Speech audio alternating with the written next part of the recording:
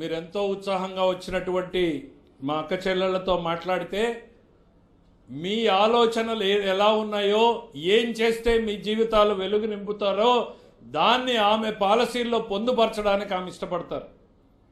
ఒకవైపు దేశాన్ని నడిపించేటువంటి పారిశ్రామికవేత్తలు, బ్యాంకింగ్ రంగము ఒకవైపు, మరోవైపు ఆసక్తిగా ఈ ప్రభుత్వం వైపు చూస్తున్నటువంటి పేద ప్రజానీకం ఒకవైపు, వీరిద్దరిని అనుసంధానం చేస్తూ నరేంద్ర మోడీ గారి ఆలోచనల్ని అక్షరం పొల్లుపోకుండా ఆచరణలోకి తీసుకొస్తున్నటువంటి నిర్మలా సీతారామన్ గారిని మనం ఈ దేశం గర్వించే బిడ్డగా మనం ఈరోజు గుర్తించాలి.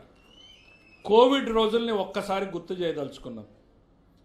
ప్రపంచం తల్లకిందులైంది, కోవిడ్ వచ్చింది. ఇవాళ అందరూ నార్మల్గా ఉన్నాం. అందరం ఇల్లు దాటి బయటికి వెళ్ళడానికి ఆలోచన చేశాం.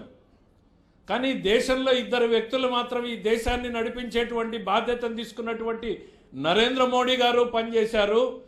దేశం కుంగిపోకుండా మరింత ఎదిగేలా, నమ్మకం పెరిగేలా నడిపించడానికి మన నిర్మలా సీతారామన్ గారు కోవిడ్ సమయంలో చేసినటువంటి సేవల్ని దేశం ఎప్పటికీ మర్చిపోకూడదు.